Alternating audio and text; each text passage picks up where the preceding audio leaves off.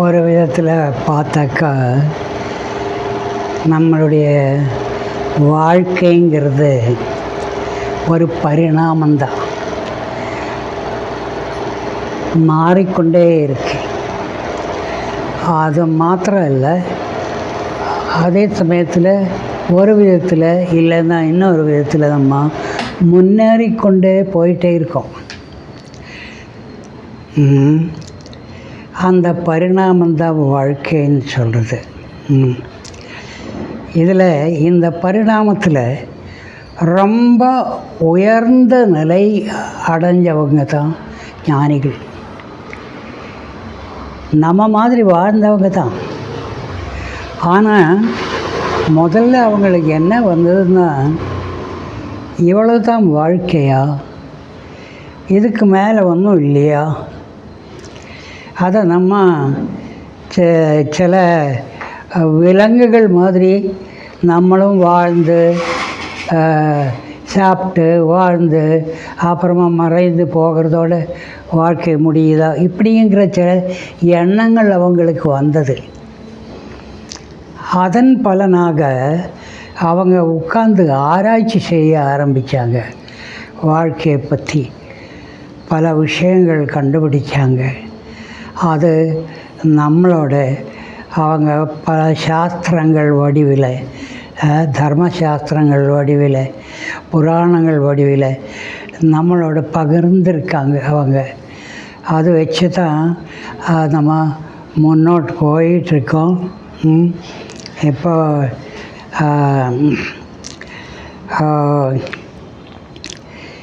சமீபத்தில் தேவகி அம்மா தன்னுடைய ஒரு அனுபவம் பகிர்ந்து கொண்டாங்க. அது ஒரு சிலர் பார்த்துருக்கலாம், ஒரு சிலர் பார்க்காமலும் இருக்கலாம். எப்படியும் அது ஒரு நல்ல விஷயமானதுனால அது மறுபடியும் சொல்கிறதுல தப்பு கிடையாதுன்னு நினைக்கிறேன். அதாவது தேவகி அம்மா அவங்க இந்த வெள்ளிக்கிழமை வர்றது காத்துட்ருப்பாங்க. சாரதா காலேஜில் ஒர்க் பண்ணும்பொழுது உடனே அந்த வீக்கெண்டில் சனி ஞாயிறு அன்னை கிளம்பி போய் சனி ஞாயிறு பகவான் கூட பகவானை பார்த்து அவருக்கு முடிஞ்ச சேவை பண்ணி வரலாம். இது பழக்கமாக வச்சுருந்தாங்க அவங்க. அப்படின்னு ஒரு வாட்டி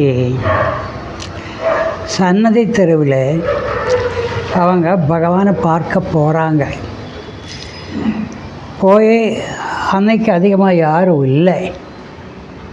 பகவான் அவங்க கதவு தட்டினதை வந்து உள்ளேருந்து வந்து அங்கே இருக்கிற மரக்கதவு திறந்து அந்த படி மேலே உட்கார்ந்தார். இவங்ககிட்ட அந்த கிரில் கேட்டு கடந்து வராந்தாவுக்குள்ளே வந்து ஒரு ஓரமாக உட்கார சொன்னாங்க பகவான். அவங்க அதே மாதிரி உட்கார்ந்தாங்க. அப்போது அவங்களுடைய மனசில் சில எண்ணங்கள் ஓடுது. என்னன்னா, எனக்கு 30 வயசுக்கு மேலே ஆச்சு, கிட்டத்தட்ட 34 வயசு என்னமோ ஆச்சு. இப்போ தான் நான் குருநாதனை வந்து பார்க்குறேன். இப்போ சமீபத்தில் தான் அவரோட அறிமுகமாகி நான் இப்படி வர ஆரம்பிச்சிருக்கேன். இன்னும் கொஞ்சம் சின்ன வயசுலேயே ஆரம்பிச்சிருந்தாக்கா இதுக்கு மேலே எவ்வளவு அருள் நாம் பெற்றிருக்கலாம். இவ்வளவு லைட்டாக நான் வரணுமா? இப்போ என்னை பகவான் மாற்றுறதுக்கு சிரமம். எனக்கு என்னுடைய வாழ்க்கை முறை அது இதெல்லாம் ஒரு வழியாக செட் ஆகிடுச்சு இந்த 34 வயசில்.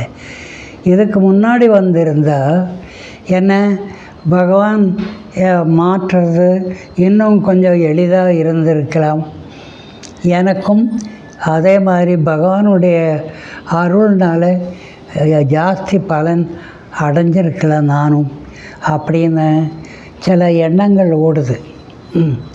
இப்போ நான் வந்திருக்கேன் பாருங்க, நான் இந்த இவ்வளோ வயசான சமயத்தில் என்னை மாற்றுறதுக்கு இவளுக்கு இன்னும் பகவானுக்கு இவ்வளோ இன்னும் கஷ்டமாக இருக்குமே அப்படிங்கிற எண்ணங்கள் அவங்க மனசில் ஓடுது. அந்த சமயத்தில் அவங்க பார்த்தாக்க பகவான் உட்கார்ந்த படியில் அந்த ஒரு மூலையில் ஒரு வாடிப்போன ரோஜாப்பூ அது கடந்தது. அங்கே அந்த ரோஜாப்பூ இவங்க கண்ணில் படுது. பகவான் என்ன பண்ணாருன்னா, அந்த ரோஜாப்பூ எடுத்து தன்னுடைய கையில் வச்சார். கையில் வச்சு ரொம்ப நேரம் கையிலேயே பிடிச்சார். அது அப்புறம் எல்லாம் முடித்து தரிசனமெல்லாம் முடித்து தேவகி அம்மா பகவான்கிட்ட விடை பெற்று கிளம்பும் பொழுது பகவான் தேவகி இதை வச்சுக்கோ பிரசாதம் சொல்லி அந்த பூ அம்மாவுக்கு கொடுத்தாங்க. அது ரொம்ப ஃப்ரெஷ்ஷாக நறுமணம் பரப்பும் ஒரு நல்ல ரோஜா பூவாக மாறிடுச்சு அவங்க கையில் கொடுக்கும்பொழுது. இதில் இருந்து அவங்க ரொம்ப உயர்ந்த ஒரு தத்துவம், உயர்ந்த ஒரு பாடம் கற்றுக்கிறாங்க. என்னன்னா, ஒரு குருநாதனை பொறுத்த வரையிலும் நீ எந்த நிலையில் இருந்தாலும் சரி, எவ்வளவு காஞ்சு போன பூவாக இருந்தாலும் சரி, உன்னை எடுத்து மாற்றக்கூடிய சக்தி, மறுபடியும் ஒரு நறுமணம் பரப்பும் ஒரு நல்ல புதிய பூவாக மாற்றுறதுக்குண்டான சக்தி குருநாதனுக்கு இருக்கு. இது நமக்கும் பொருந்தும். நம்ம எந்த நிலையில் இருக்கோம், நமக்கு பகவானுடைய அருள் பெறறதுக்கு தகுதி இருக்கா இல்லையா, இல்லை அது நம்ம தொடர்ந்து பெற்றுக்கொண்டே இருக்கிறோமா இல்லையா, இதெல்லாம் சந்தேகம் வர்றது சகஜம். ஆனால் இதிலேருந்து நமக்கு என்ன தெரியுதுன்னா, நம்ம எந்த நிலையில் இருந்தால் எப்போ நம்ம ஒவ்வொருத்தரும் ஒவ்வொரு நிலையில் தான் இருக்கோம். மனிதனுக்கும் இன்னொரு மனிதனுக்கும் உள்ள வித்தியாசம் என்னென்னா, ஆன்மீக நிலையில் உள்ள வித்தியாசம்தான். நான் ஒரு நிலையில் இருக்கேன், நீங்கள் ஒரு நிலையில் இருப்பீங்க, இவர் இன்னொரு நிலையில் இருப்பார், அதுதான் வித்தியாசம். ஆனால் நீங்கள் எந்த நிலையில் இருந்தாலும் பகவானுக்கு அது பிரச்சனையே அல்ல. நம்ம இருக்கிற நிலையில் நமக்கு எப்படிப்பட்ட குறைகளெல்லாம் இருக்குதுன்னு நமக்கே தெரியும். யோசனை பண்ணி பார்த்தாக்கா நம்மகிட்ட என்னென்ன குறை இருக்குதுன்னு நமக்கே தெரியும். ஆனால் அந்த குறைகளை பற்றி பகவான் கவலைப்படுறதில்லை. இப்போ பகவான்கிட்ட போகிற ஒரு சிலர், பகவானுடைய சிறந்த பக்தர்களில் ஒரு சிலர் நமக்கு தெரியும் அவங்களுடைய பூர்வாசிரம வாழ்க்கை, முன்னாடி அவங்க எப்படி இருந்தாங்க, எப்படி வாழ்ந்தாங்க. ஆனால் அப்படியே மாற்றிட்டாங்க, அப்படியே மாறிட்டாங்க இப்போ அவங்க. அதனால் நமக்கு எந்த விதமான சந்தேகமும் வேண்டியதில்லை. ஆனால் எனக்கு மறுபடியும் சொல்ல தோன்றது என்னென்னா, அந்த சக்தியோட தொடர்பு வச்சுக்கிறது நல்லது. நம்மளுடைய லௌகீக வாழ்க்கையில் முன்னேறதுக்கும் அது நல்லது. ஏன்னா லௌகீக வாழ்க்கைங்கிறது சாதாரணமாக ஒதுக்கி தள்ள முடியாது. லௌகீக வாழ்க்கை ஒழுங்காக வாழறது தான் நம்மளுடைய முக்கியமான சாதனை. ஆன்மீக சாதனைங்கிறது அப்படியே கண்ணை மூடி தியானம் பண்ணுறதோ, ஜபம் பண்ணுறதோ மட்டும் இல்லை, நம்மளுடைய தர்ம சாஸ்திரங்கள் எல்லாம் இருக்குல்ல, நீ எப்படி வாழணும், எந்த ராமாயணம் பாருங்க, மகாபாரதம் பாருங்க, எந்த சூழ்நிலையில் நீ எப்படி நடக்கணும், நடந்து கொள்ளணும், இதெல்லாம் நமக்கு சொல்லியிருக்காங்க. இது எதுக்காக, எதை பற்றி? லௌகிக வாழ்க்கையை பற்றி தான் சொல்லியிருக்காங்க. அப்போ ஒரு விதத்தில் பார்த்தாக்கா நம்மளுடைய ஞான மார்க்கத்தில் போகிற மகாத்மாக்கள், அத்வைத வேதாந்த மார்க்கத்தில் போகிறவங்க சொல்லுவாங்க, அதாவது சங்கராச்சாரியர் மாதிரி பிரம்ம சத்தியம் ஜெகன்மித்யா ஜீவோ பிரம்மைவனா பரஹ அப்படின்னு சொல்லுவாங்க. அதாவது பிரம்மம் பரம்பொருள் மட்டும்தான் உண்மை, மீதியெல்லாம் மித்யா, அதில் ஒன்றுமே இல்லை, அது அதில் சத்தியம் கிடையாது, அது வீணாக போகக்கூடியது. இது நமக்கே தெரியுது. கொஞ்ச நாள் வாழ்ந்த பிறகு நம்மளுடைய பாடி வீணாக தான் போகுது. எல்லாருடைய பாடி வீணாக தான் போயிருக்கு, நம்மளதும் வீணாக தான் போகும். அப்படின்னு நினச்சே நம்ம வாழ்க்கையை வாழாமல் விடுறதா கூடாது. வாழ்க்கை வாழ்ந்து அது வழியாக நம்ம ஆன்மீகமாக முன்னேறணும். இந்த வாழ்க்கை நம்ம லௌகீக வாழ்க்கைங்கிற வாழ்க்கை ஒழுங்காக வாழறதுக்கு உண்டான வழிமுறைகள் தான் நம்மளுடைய தர்மசாஸ்திரங்கள் சொல்லிட்டு போயிருக்காங்க. இதெல்லாம் வீண் அப்படின்னா அதை பற்றி ஏன் அவங்க சொல்லணும்? வீணாக போகக்கூடிய இந்த வாழ்க்கையை பற்றி அவங்க ஏன் சொல்லணும்? சொல்கிறதுக்கு காரணம் என்னென்னா, இது ஒழுங்காக வாழ்ந்தது தான், இதுதான் அவனுடைய சாதனையினுடைய முக்கியமான பகுதி. அது ஒழுங்காக வாழ்ந்து நம்ம ஆன்மீக வாழ்க்கையில் முன்னேறணும்.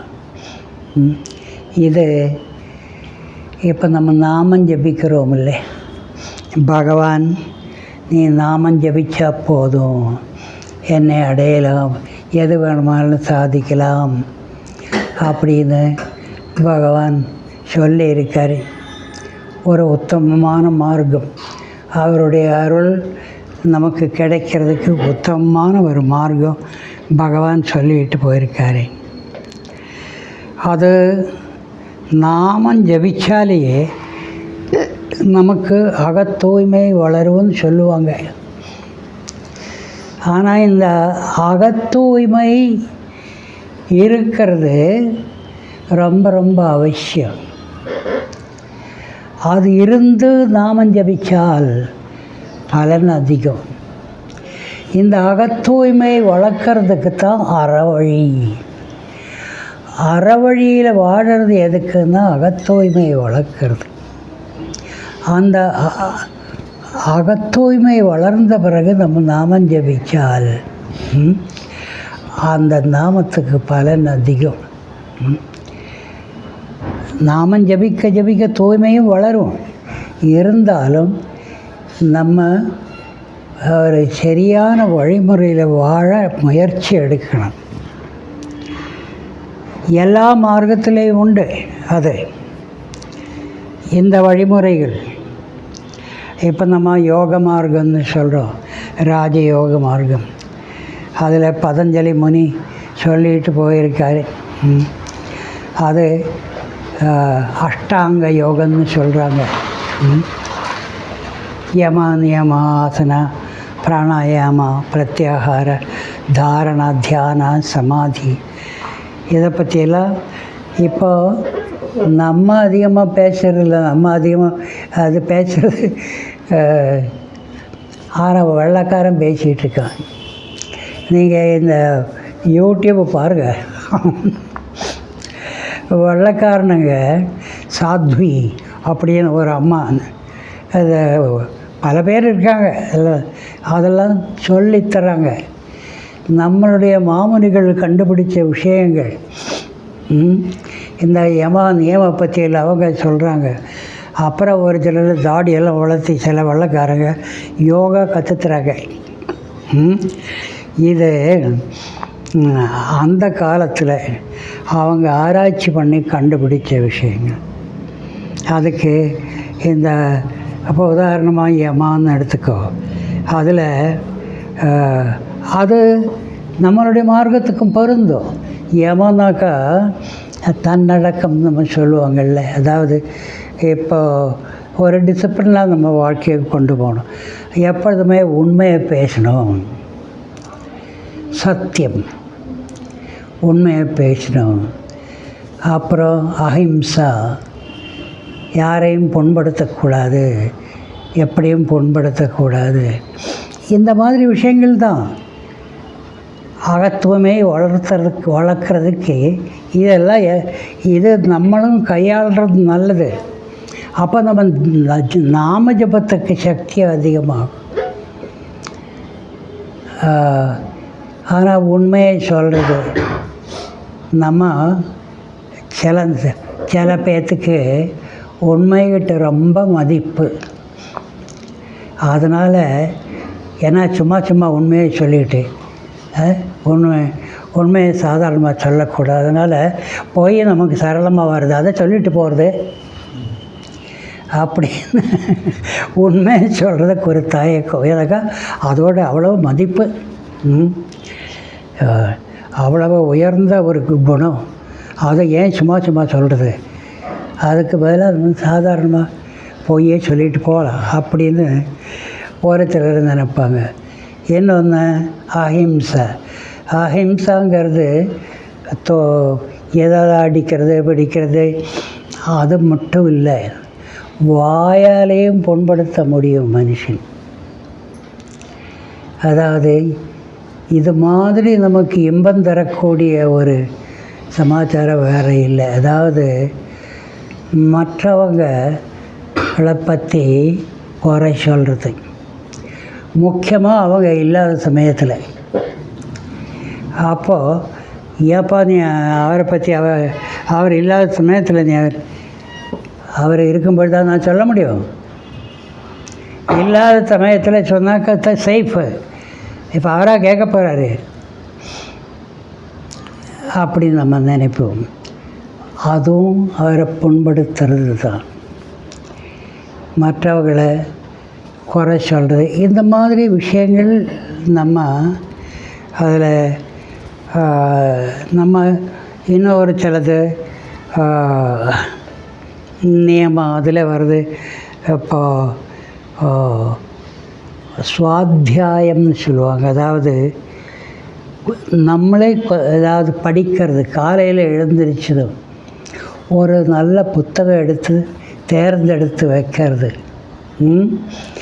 அது டெய்லி கொஞ்சம் ஒரு 5 வரியாவது அது படித்து நம்மளுடைய வேலையை ஆரம்பிக்கலாம்.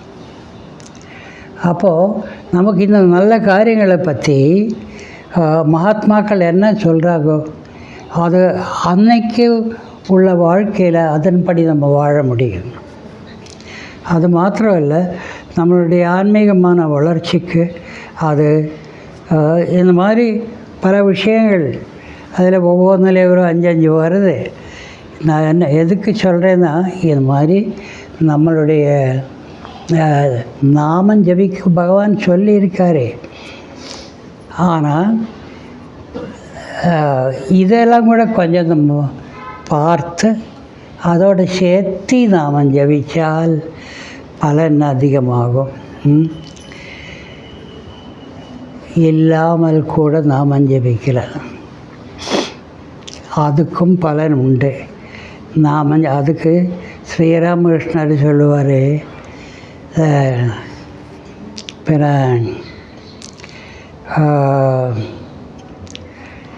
கங்கையில் குளித்தா பாவம் எல்லாம் போகும் அப்படின்னு நினச்சி குளிக்கிறதும், அப்படியே நடந்து போவதை யாராவது தள்ளி விடுறாங்கன்னு வச்சுக்கோங்க.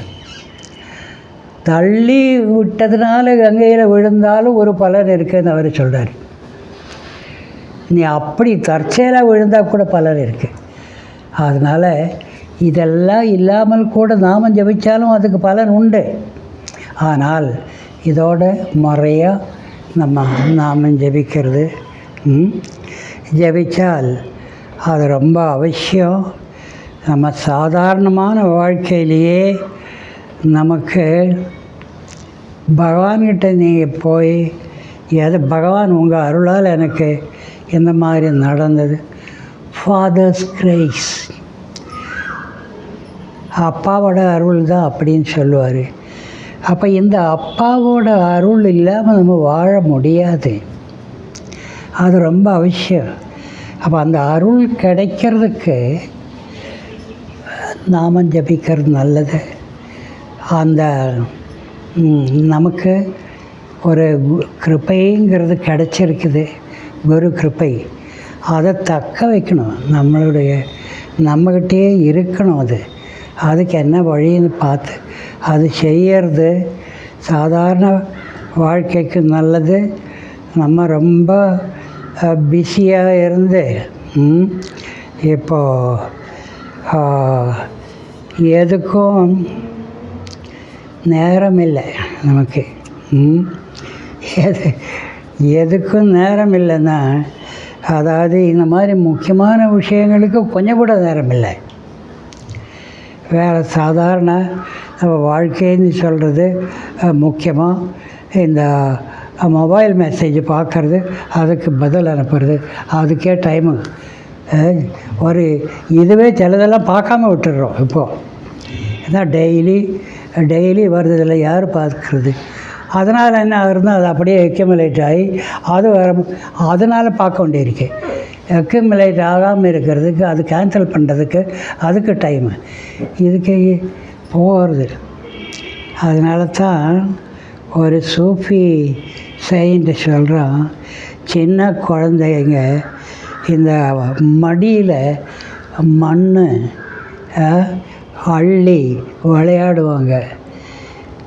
மனுஷங்கிட்ட அவங்க கேட்குறாங்க, நீ எத்தனை நாளைக்கப்பா இந்த மாதிரி விளையாடுற போகிறேன்? இந்த மாதிரி இதுதான் அவங்கள பொறுத்தவரையில் நம்மளுடைய இது. இந்த மாதிரி விளையாட்டு நேரம் இல்லை, அங்கே போகணும் இங்கே போகணும், ஏகப்பட்ட ரொம்ப பிஸி. போய் அது அன்பு காட்டுறதுக்கு கூட நேரம் இல்லை. ஒருத்தனுக்கு ஒருத்தர்கிட்ட அன்பு காட்டுறதுக்கு கூட நேரம் கிடையாது. அதை பற்றி அப்படி தான் என்னன்னு கேட்க வேண்டிய ஒரு சிச்சுவேஷன் வந்துடும் கொஞ்ச நாளில். வாழ்க்கையை பற்றி நம்ம கொஞ்சம் ஜென்ரலாக திங்க் பண்ண நேரம் இல்லை இப்போது. அதனால் நமக்கு கிடைச்சது அப்படியே பயன்படுத்துவோம். பகவானுடைய அருள் கிடைச்சிருக்குது. அதுவும் இந்த மாதிரி சத்சங்கத்தில் பகவானுடைய அருள் கொஞ்சம் நிறைய அள்ளிட்டு போகலாம். அது அதனுடைய முக்கியத்துவம் நம்ம உணர்றது நல்லது. எல்லாருக்கும் பகவானுடைய அருள் மேலும் மேலும் வந்து குமியட்டும் அப்படிங்கிற ஒரு பிரார்த்தனையோட இந்த சத்சங்கம் நிறைவு கொண்டு வருது. எல்லாருக்கும் வந்த அனைவருக்கும் என்னுடைய பாத நமஸ்காரங்கள்.